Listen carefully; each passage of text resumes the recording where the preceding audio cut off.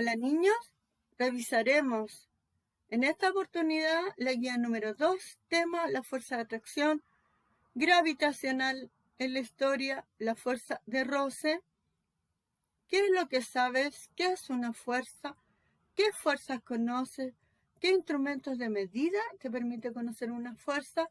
Recordemos que lo vimos en la clase anterior y en esta clase avanzaremos sobre conocer las distintas fuerzas que intervienen en todas nuestras actividades cotidianas. Entonces, como meta, conociendo las fuerzas que intervienen cotidianamente en nuestro planeta. Sabemos que existen dos tipos de fuerza, la de distancia o a distancia. Estas fuerzas se ejercen en el vacío y no necesitan un medio que las transmita. Estamos hablando de la fuerza peso. Los cuerpos cuando se encuentran en contacto directo, como en este ejemplo, ¿no es cierto?, donde el futbolista patea la pelota y llega a un contacto, ¿no es cierto?, y es otro tipo de fuerza. ¿Qué fuerzas actúan cotidianamente en este caso? Tenemos la fuerza normal, la fuerza de roce y la fuerza peso. Pero ¿qué son estas fuerzas? Avanzaremos y estudiaremos.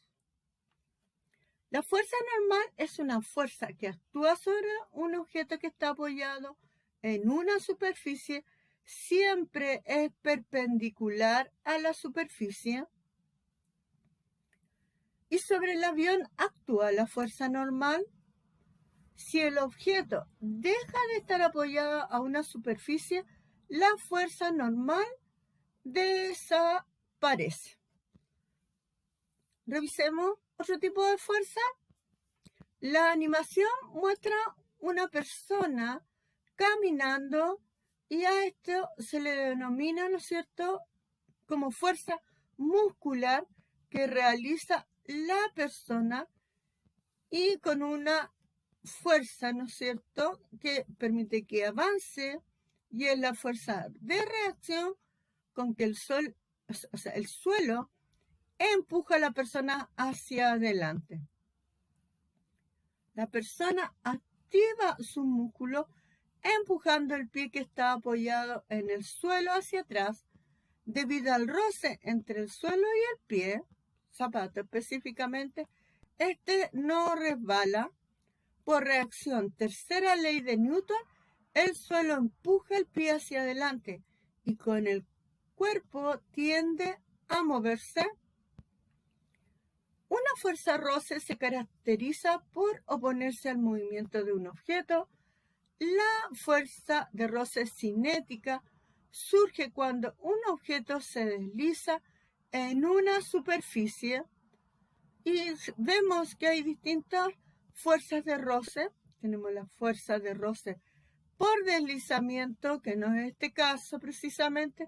Tenemos la fuerza por fluido, que acabamos de observarla, ¿no es cierto?, como al bajar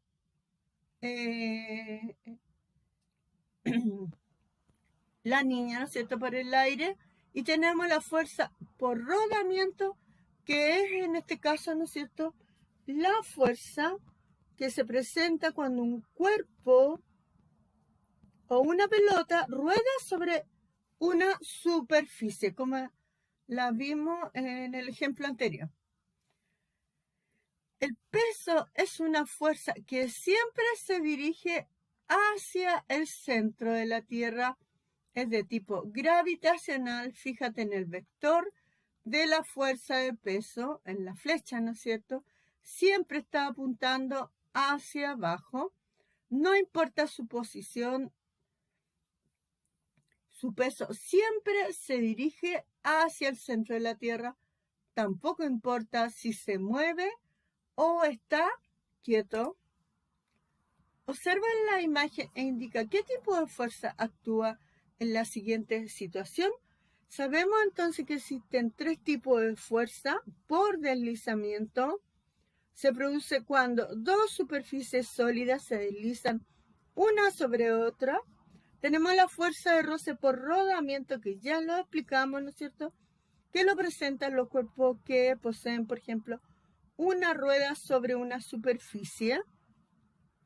Y también tenemos la fuerza de roce en fluido, que se manifiesta cuando deslizamos un objeto sólido a través de un fluido como el aire o el agua. Este fenómeno se puede evidenciar, por ejemplo, al saltar con un paracaídas, como lo vimos con la niña anterior, o en este caso, nadar, ¿no es cierto? Por lo tanto, aquí la respuesta más correcta es por una fuerza o por rodamiento. Situación B. Revisemos otro tipo de fuerza. Sobre la fuerza muscular, lo que nos interesa, por ejemplo, por ahora, es su efecto cuando actúa sobre un objeto. También se utiliza una fuerza muscular para empujar un mueble sobre una superficie, para levantar o bajar algo. La fuerza muscular es hacia arriba. Lo mismo si solo se sostiene algo. Fuerza elástica es la capacidad que tiene un cuerpo para deformarse al recibir una fuerza. Es la ejercida por objetos tales como resortes, que tienen una posición normal, fuera de la cual almacena energía potencial y ejercen fuerza. Todo cuerpo elástico, por ejemplo una cuerda elástica, reacciona contra la fuerza deformadora para recuperar su forma original. ¿Qué tipo de fuerza entonces actúa claramente en la siguiente imagen? Tenemos la fuerza de roce por deslizamiento, que ya la vimos, la gravitacional, que puede que tenga alguna relación, y en este caso es una fuerza elástica.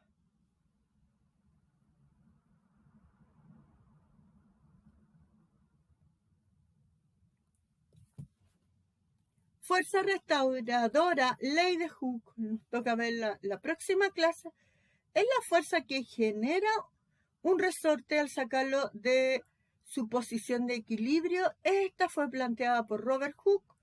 Es la ley que lleva su nombre y establece que el alargamiento unitario que experimenta un material elástico es directamente proporcional a la fuerza aplicada sobre el mismo. La ley de Hooke se puede aplicar en la vida cotidiana mediante los instrumentos llamados dinamómetros. Observe y responde, ¿cuál concepto está representado en las siguientes imágenes? Aquí tenemos una fuerza de roce por rodamiento. Acá también tenemos una fuerza de contacto. Todas estas, las cuatro son fuerzas de contacto. A propósito, y específicamente aquí toca, ¿no es cierto?, con la zapatilla la pelota. Hay una fuerza, en este caso la pelota, será por rodamiento. Y acá tenemos una fuerza muscular, también aplicada acá la fuerza muscular, pero sabemos que la jabalina en algún momento va a caer, ¿no es cierto?, debido a la fuerza peso. Por lo tanto, aquí tenemos que todas son correctas. Resumen, en cualquier lugar o situación que esté un objeto, la fuerza peso que recibe se dirige hacia el centro de la Tierra. La fuerza normal actúa sobre un objeto que está apoyado sobre una superficie y siempre es perpendicular a ella. Hay varios tipos de fuerza de roce y todas actúan en contra del movimiento de un objeto. Una fuerza muscular que actúa sobre un objeto puede sostenerlo o moverlo. La dirección de la fuerza muscular depende de las circunstancias que se quiera analizar. Cuando una persona camina, su acción se debe a la reacción del suelo ante la fuerza muscular con que la persona empuja su pie hacia atrás.